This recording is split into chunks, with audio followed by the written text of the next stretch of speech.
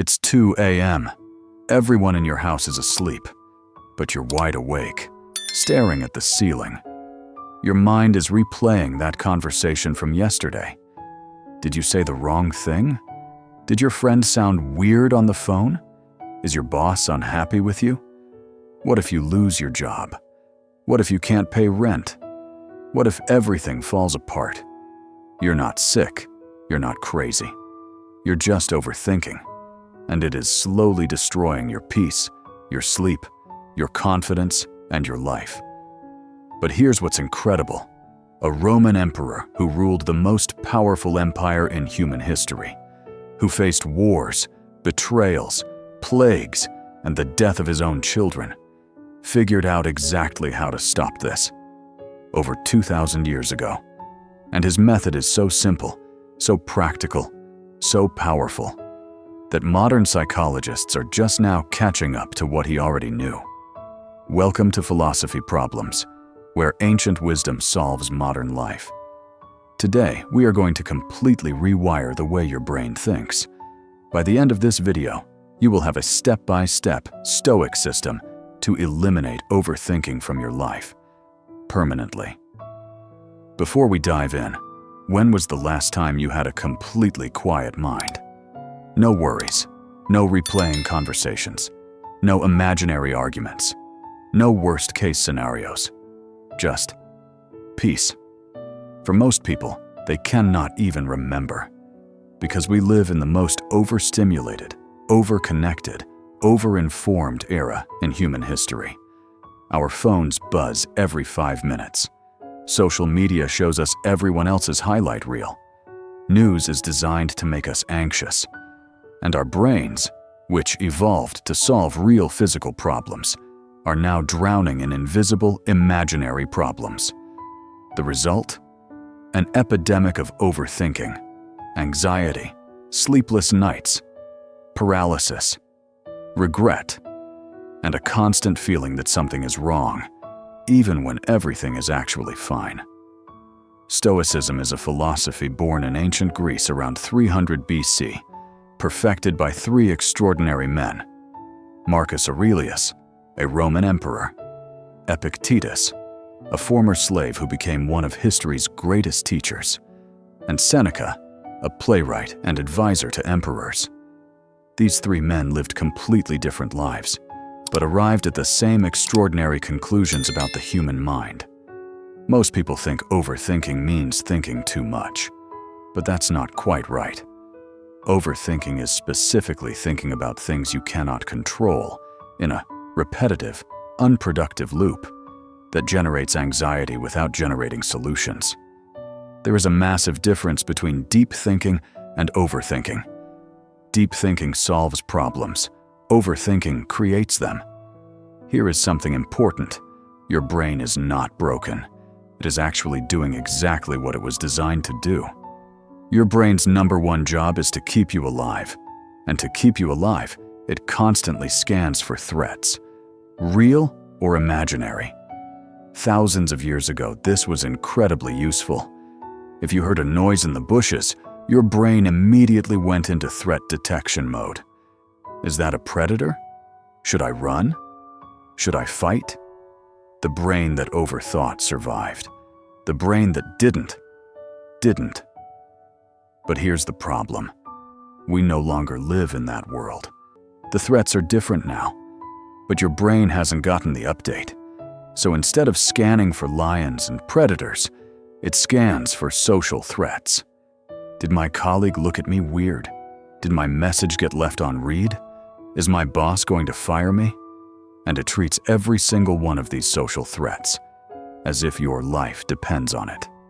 Research from Penn State University found that 91% of things people worry about never actually happen. Nearly everything your brain is torturing you with right now will never come true. And of the 9% that do happen, most people find they handle it far better than they imagined. Now let's talk about the Stoic method and exactly how to use it. Step 1. The control test. Epictetus began his most famous work with these words: "Some things are in our control and others are not. Things in our control are our opinions, our actions, our responses. Things not in our control are other people's opinions, outcomes, and events outside ourselves. Take any thought causing you anxiety right now. Ask yourself one simple question: is this in my control or not? If yes, stop thinking and start acting. Action immediately dissolves anxiety. If no, practice releasing it. Acknowledge that this thing exists outside your circle of control and consciously withdraw your mental energy from it. Step 2. Premeditatio malorum. This is perhaps the most counterintuitive Stoic technique. Seneca practiced it daily. It means deliberately imagining the worst-case scenario. When your brain overthinks, it imagines the worst case in a vague, foggy, terrifying way. It never lets you see it clearly. It just lets you feel the fear of it. Constantly, premeditatio malorum turns the lights on. You deliberately sit down and think, okay, what is the actual worst-case scenario here? Spell it out completely. And then ask, can I survive this? Can I recover? Almost always, when you actually look at the worst-case scenario clearly, you realize it is not as catastrophic as your anxious brain was making it feel. And you realize you are far more capable of handling it than you thought. Seneca wrote, "He who has anticipated the coming of troubles takes away their power when they arrive." Step 3. The present moment. Locke. Epictetus taught that all human suffering comes from one source living outside the present moment, either in the past replaying what happened, or in the future, fearing what might happen. Whenever you notice your mind has traveled to the past or future, ask yourself this one question: what is the most useful thing I can do right now? This question is like an anchor.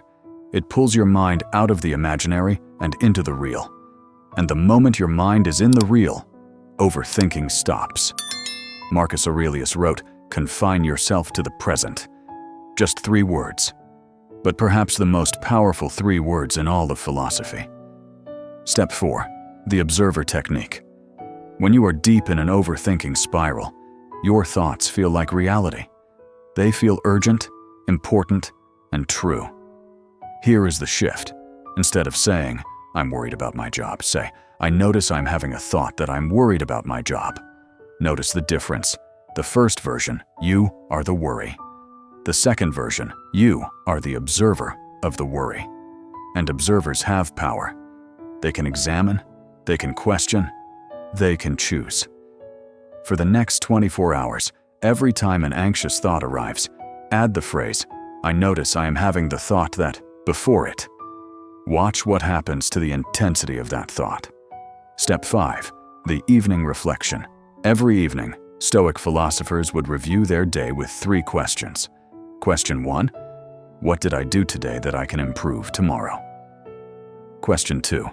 Where did I allow things outside my control to disturb my peace? Question 3. What went well today that I can be grateful for? This evening practice trains your brain, over time, to stop creating problems that don't exist. Let me give you a real example. You send an important email to your boss. No reply for 3 hours. Normal brain starts. Did I say something wrong? Is he angry? Am I getting fired? Stoic brain asks, is his reply in my control? No. Did I do my best work? Yes. What can I do right now? Focus on my next task. That is it. No drama, no anxiety, just clarity. Here is the deepest truth of Stoic philosophy. The Stoics were not trying to eliminate emotion. They were not trying to create robots. They were saying, feel everything, but be ruled by nothing. Marcus Aurelius grieved the death of his children. Epictetus felt the pain of slavery. Seneca experienced tremendous loss. They were not emotionless. They were unshakable because they had trained their minds to process emotion without being consumed by it. That is the goal. Not a life without worry, but a life where worry does not own you. Not a mind without thoughts, but a mind where you choose which thoughts deserve your energy. Start tonight. Take your biggest worry. Ask the question, is this in my control? And let that one question begin to change everything. If this video helped you, subscribe to Philosophy Problems. Every single week, we bring you ancient wisdom for modern life. Because the answers to today's problems were written a long time ago. We just need to find them. See you in the next one.